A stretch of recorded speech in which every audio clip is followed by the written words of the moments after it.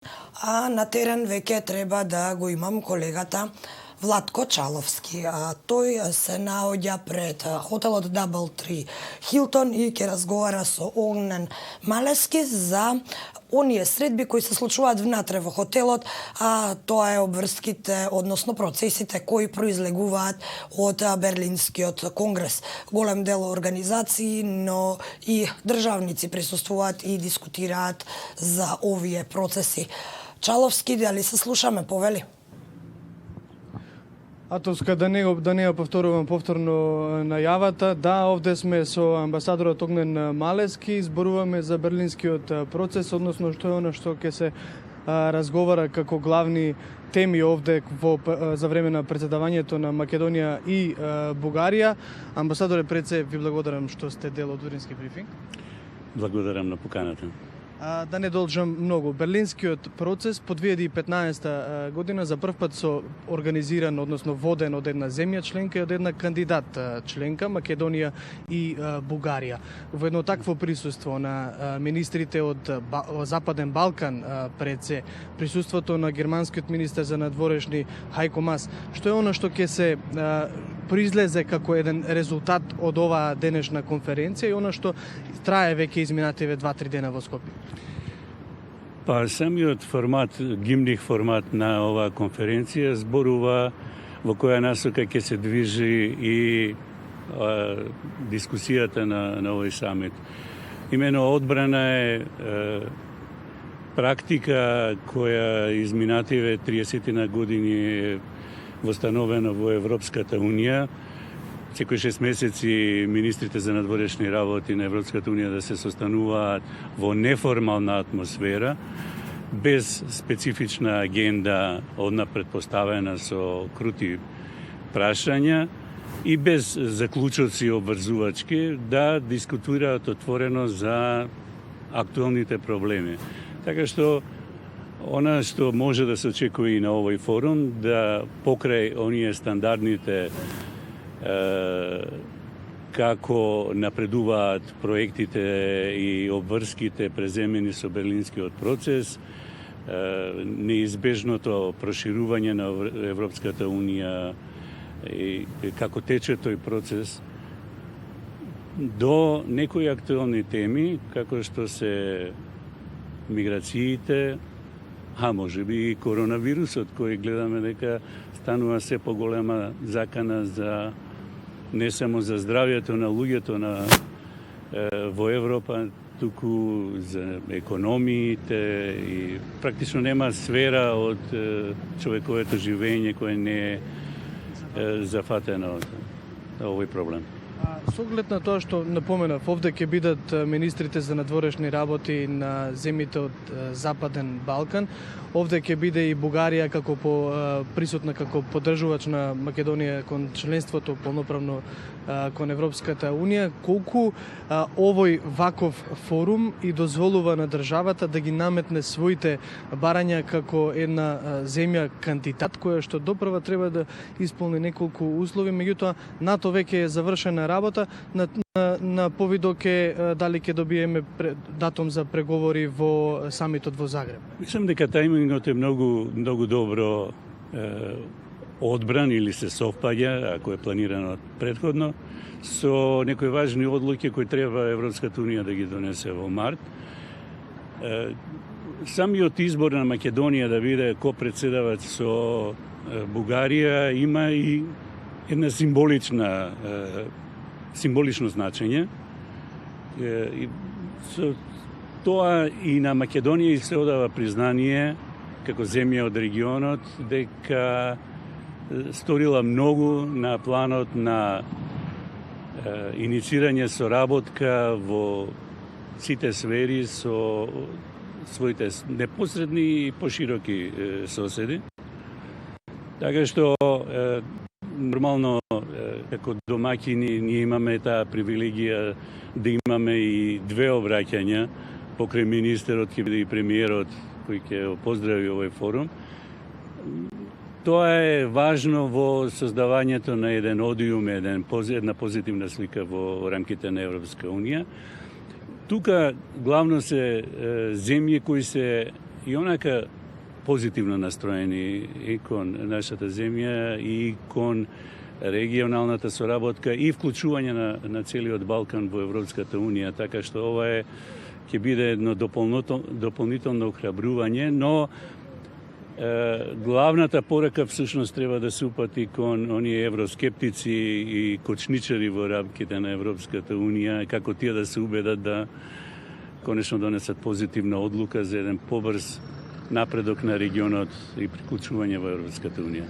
Амбасадоре Малевски, ако претходно сите разговараа за условот на Франција, која што не беше доволно уверена во напредокот на Македонија, односно Албанија, како најголем предизвик за прифаќање на Македонија како сериозен кандидат за членство во Унијата, кој би требало да биде? Што е она на кое што сега дополнително Македонија би морала да работи за да нема за во Загреб веќе да ги има сите отворени врати и всушност да се надоврзам дали Македонија би имала некаков хендикеп ако се припои во пакет со Албанија кога би се размислувал за тоа дали да и се даде датум за членство? Најпрво што е тоа што може да расипе целата работа, тоа се лошо организирани избори и евентуално некои проблеми. Нешто што никој не го посакува или можда некој го посакува, а непознато за пошироката јавност, но претпоставувам дека мнозинството, огромното мнозинство од учесниците во овој парламентарен надпревар се за фери демократски избори, ќе сторат се да не се наруши имиджот на државата.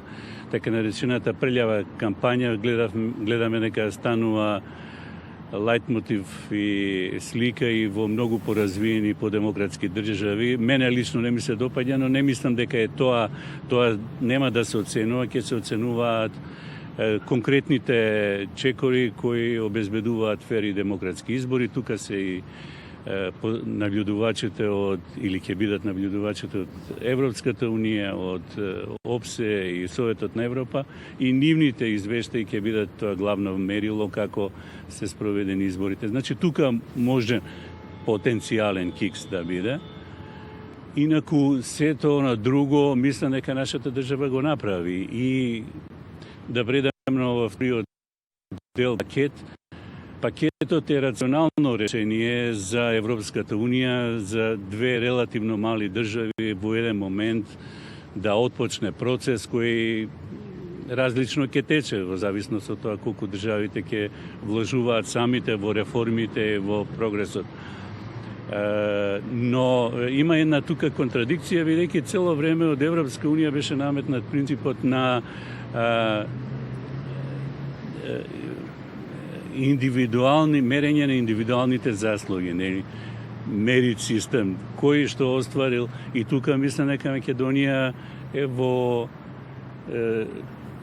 сериозна предност во однос на Албанија и задршките што неколку важни земји членки на Европската унија ги имаат, не би требало да се однесуваат и на Македонија, впрочем тоа тие го кажа, но евентуално ако некоја од земјите пак излезе со тој аргумент дека две или ни една, тогаш може целата работа да се искомплицира. Лично не верувам во такво сценарио, но научивме дека со Европската унија треба да бидеме спремни на секакви одлуки и решенија. А колку тоа што присуството на една држава како Германија, која што во моментов може да се нарече лидер во Европската унија, особено пак по излегувањето и на Британија од Европската унија, незиното присуство на Германија на еден ваков процес може да ги забрза работите? Ова е нејзин процес, ова е нејзино чедо.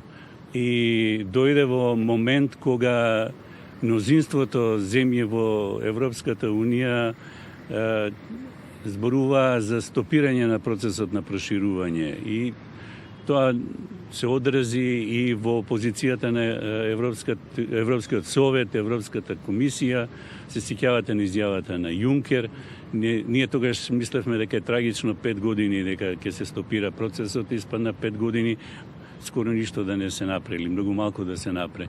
И добро е што Германија, една така важна земја, го преку овој процес, но и со своите активности во рамките на Европска Унија, ја држи темата отворена, жешка, што се вели, и успеа да придобие на своја страна голем број земји. Тука се и нашите соседи кои се членки на Европска Унија, кои се цело време активни и го поддржуваат процесот, што е исклучително добро. Така што мислам дека од тој аспект добро е што е Германија активна со оглед на незината политичка, економска и секоја друга моќ, но не е проблемот во Германија и не треба Германија да се убедува.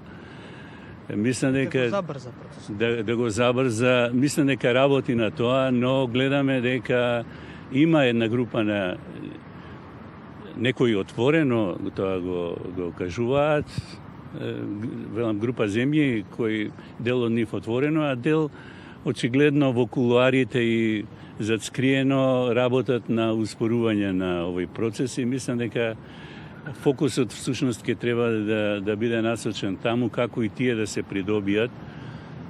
И мислам дека многу малку недостасува за Северна Македонија да добие поканат.